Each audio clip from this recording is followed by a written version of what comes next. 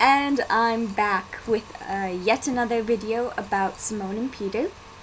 Um, if you didn't see the previous video, you should probably check it out because I talk a bit about them. But basic rundown, they are two statues at the curiosity shop that end up falling for Fleur. And yeah, that's pretty much the basic sum up of them. They have moving designs in their bodies, essentially like living tattoos. And Simone they both have pastel hair and black eyes. And Simone is has very dark brown skin, and Peder has a lighter brown skin. Okay, that's those two in a nutshell. So, their backstory. Originally, I wasn't sure whether they were created as statues or if they somehow turned into statues and then forgot their previous life. Right now, the way the stories come to me, as I was walking to work, but how it's come to me is that they were created as statues. As one statue, actually, because they do have a pedestal that they share, and they somehow, magical, supernatural origin, don't know, kind of had these sporadic moments of life, of being conscious, of being able to hear or to see or to move ever so slightly, which they only have for short bursts, really. So first off, they are one statue, or at least that's what they were created to be. They're both intertwined with each other. Not usually as characters, though they're very close to each other, but purely when they are in the curiosity shop pretending to be statues. Before they arrive to the curiosity shop, when they actually were statues, they share a pedestal. And the name of the piece of art that they are is Teo Lightning Bringer, or Teo the Lightning Bringer. And they depict a scene from this essentially children's story from their world, which tells the story of Teo, who is a young man, well, it's a young boy who grows into a young man, who discovers a way to capture lightning and control her. And as when they are a piece of art, how they're created, so it's really complicated when it's really hard to explain, because I'm like, oh, well, there's Simone and Peder, how can they also be Teo and the Lightning Bringer? But they were created as a statue. So, as the statue they were supposed to be, Peder is Teo, and Simone is lightning. In this legend, lightning is symbolized by a woman. And the scene is Teo has grabbed onto lightning and essentially has tamed her, has captured her. And in the legend, Teo, using captured lightning, is able to essentially bring around industrial revolution, completely changes the world. But in the end, lightning escapes and kills him, because I guess you could say that Teo kind of represents science and lightning would be nature, and the don't mess around with nature, it'll come and bite you sort of thing. So yeah, that's what they're supposed to look like. That's what they're supposed to be as the statue. By the way, that explanation of Teo as science, Peder as Teo as science, and Simone as lightning, as nature, doesn't follow what their actual characters are like. As mentioned in the previous video, Simone is geared very towards the real, to what she can touch, to what she can see and hear. She doesn't have pretty much any interest in things that she can't experience in the moment. So part of the reason why she doesn't cover up is, for her, by covering up, you are essentially denying that something exists. You are eliminating its existence. Whereas Peder, as I said, mentioned in the previous video, Peder really likes the stuff that you can't define, the ambiguous things. That's what he really likes.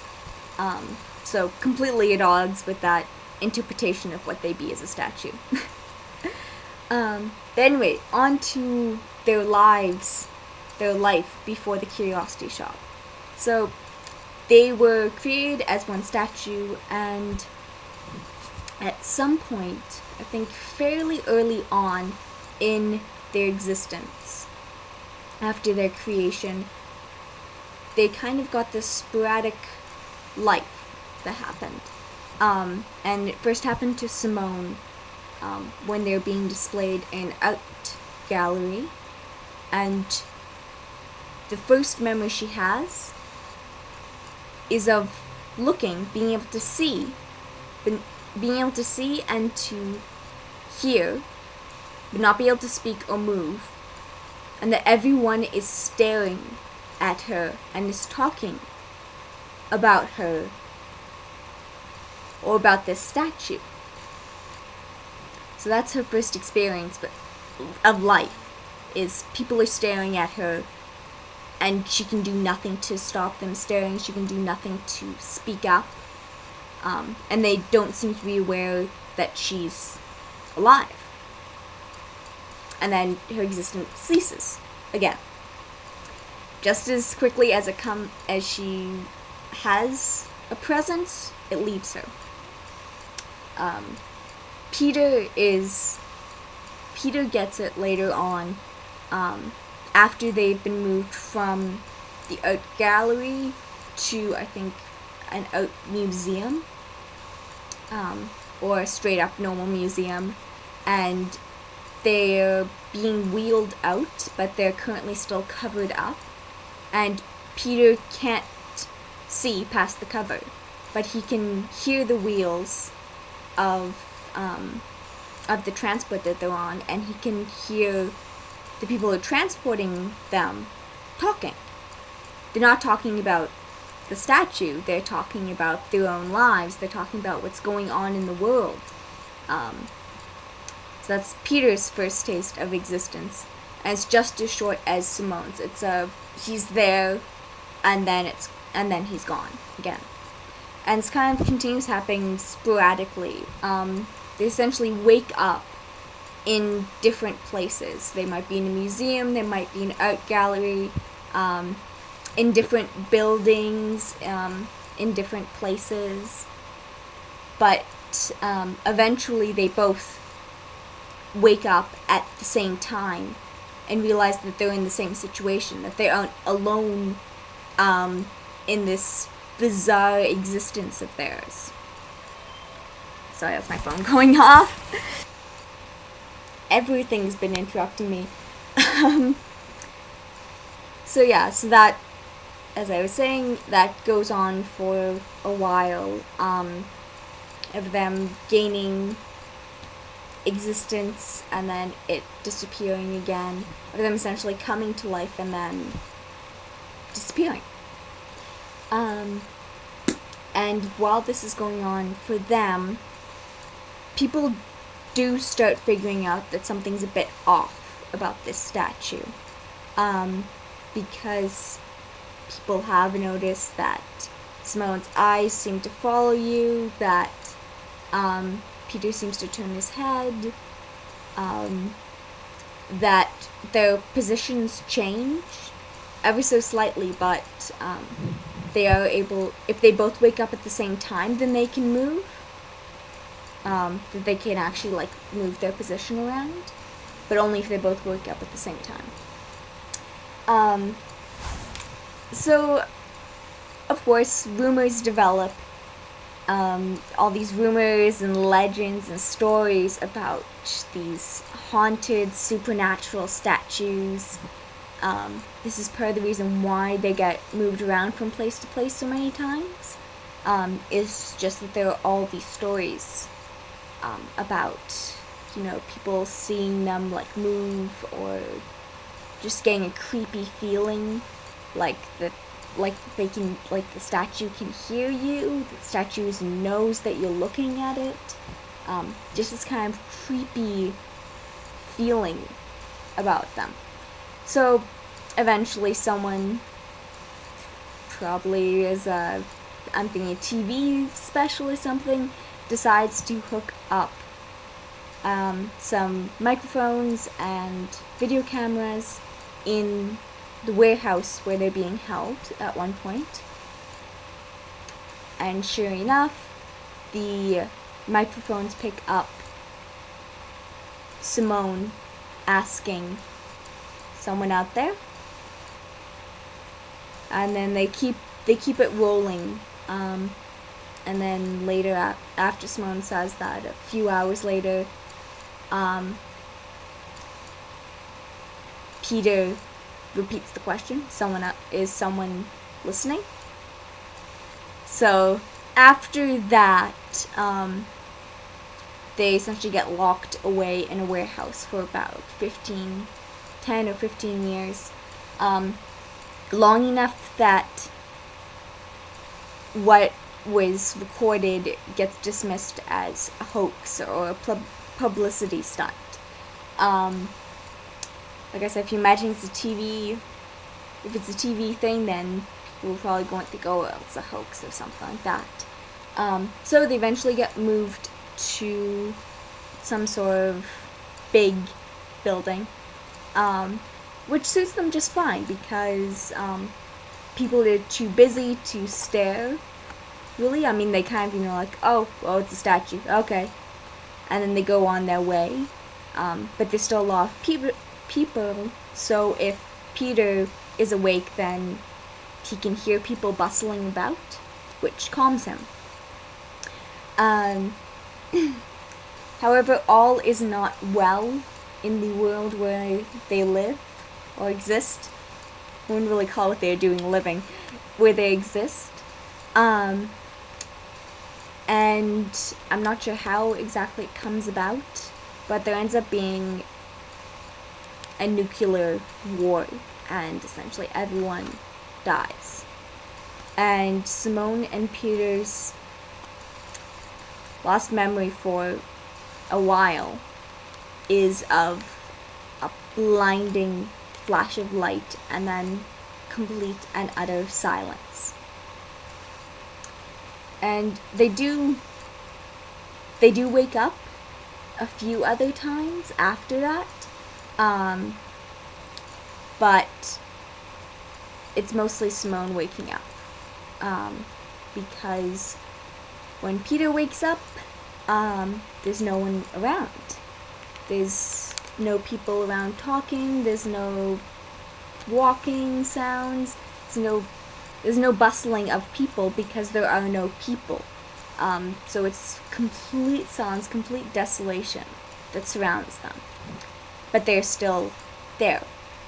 And because they're waking up not in unison, they can't move from where they are. They're frozen there. Simone, like I said, wakes up more often during that period than Peder does.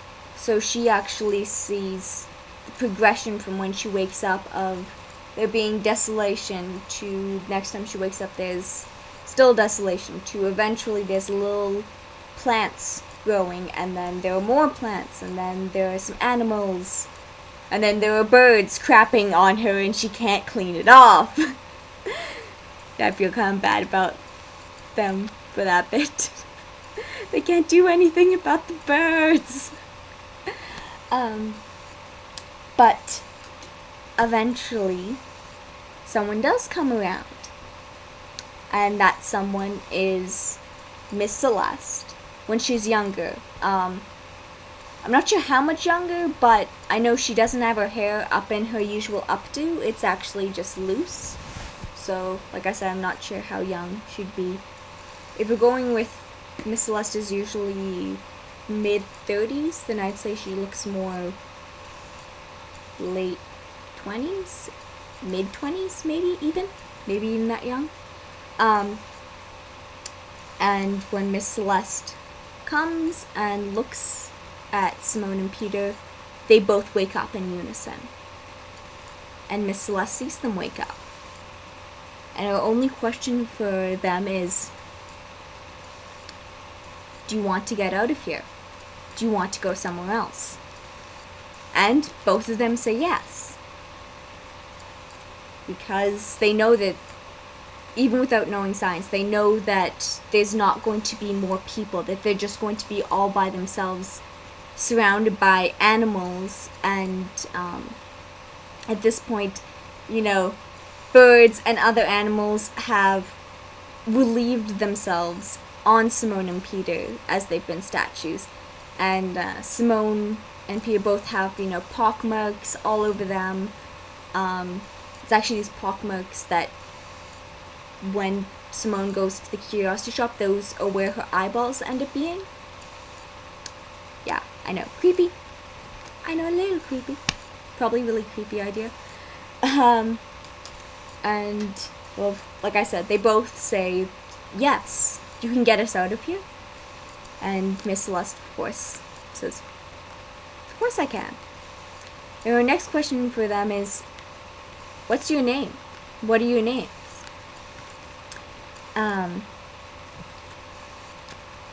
And they ask, well, what does it say on the plaque? Because when they'd woken up and people had been talking about them, they see people were always looking at something that was written on their pedestal, but Simone and Peder couldn't see it. So they're both thinking like that's what their name is, right? So Miss Celeste says, well, the plaque says Teo the Lightning Bringer, or Teo Wrestling Lightning, or Teo Taming Lightning, or something like that.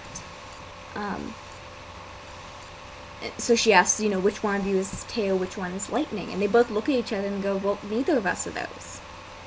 And I think that they choose their names from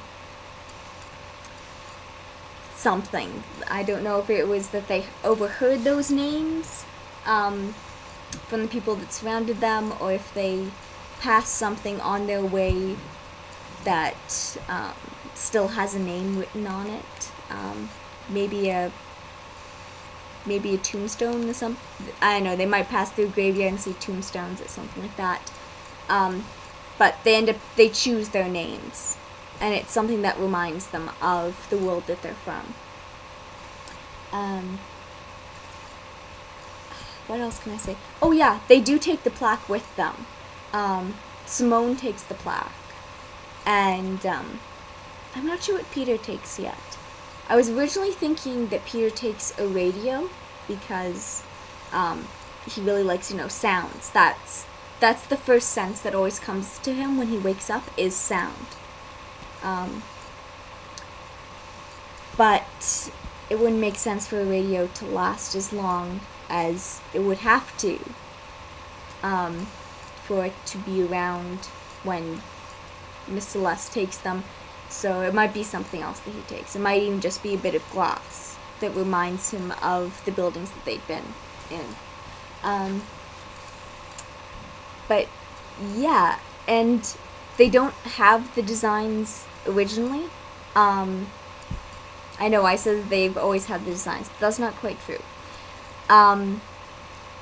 They've always had some sort of marks on them, but it's as they're deteriorating after everyone has died and the planet is essentially is being reborn, that they're deteriorating, and like I said, Simone gets pockmarks all around, all over her limbs. And when they go to the curiosity shop, these she ends up finding that the pockmarks are filling in by themselves, and that eventually becomes the eyes on her. I think the feathers were originally cracks on her torso, and those became the feathers. And Peder's railroad tracks are the same sort of idea. There's cracks in his statue self that when he goes to the curiosity shop, those start filling in on their own, and they kind of grow into the rivers and the train tracks that cover his body. Simone and Peder are still living statues even when they're at the curiosity shop, but what happens at the curiosity shop is that those brief moments of consciousness that they had become slowly longer and longer periods. It also helps that they have a constant. No matter when they wake up, there's always Miss Celeste there to let them know where they are and who they are. So they have something to essentially ground them in reality, to reassure them that they're not just imagining everything. Though, they might be imagining everything. I mean, really, the curiosity shop is that strange. Yeah, and then they end up syncing up, they end up developing their own lives, they end up living their own lives in the curiosity shop. They do spend time as statues, but it's much more voluntary, and they can now be two separate statues. They don't always need to be together. If that makes any sense. Which pretty much brings us up to speed to when they meet Fleur. And it's Peder, while he is a statue but aware of everything, sees Fleur for the first time handling some artifacts, and he falls in love instantly. Simone gets the hots for Fleur from once Peder describes her, and that is just further cemented when Simone actually sees Fleur for the first time. So yeah, that's those two. And it was a really weird idea that popped into my head. I have no clue where it came from. As much as I can read creepy stuff, and often like creepy stuff, I really, really, really, really do not like writing apocalyptic scenarios, so I don't know where that nuclear thing came from. I don't know. Oh, quick little note. I did say, quick little side note, I said that Peder likes the radio. It's part because he's very sound-based. He really likes auditory things. Auditory? I think that's the wrong word. Whatever. He likes sound, so he really likes radio. And what would happen when they were in the warehouses, and even sometimes in the museums and in the art galleries, that people would have the radio on. But what would happen sometimes was that people would put the radio on, and it would just be like a numbers station. If any of you are familiar with those, it's just people, often women, but sometimes children or men, or artificial sounds, just like saying numbers, or sometimes it would even just be buzzing. But for Peder, it was something. So that carries on when he's at the curiosity shop. He actually listens to all of those really creepy shortwave radio stations that shouldn't exist, where it's just buzzing noises or like really creepy distorted sounds. Peter listens to those and finds them very soothing because it reminds him that there's something else out there. It's not just him in the world. Yeah. Okay. That's it. That's actually it now. Okay. Bye, everyone. I know, that was crazy long. But tell me what you think. Bye.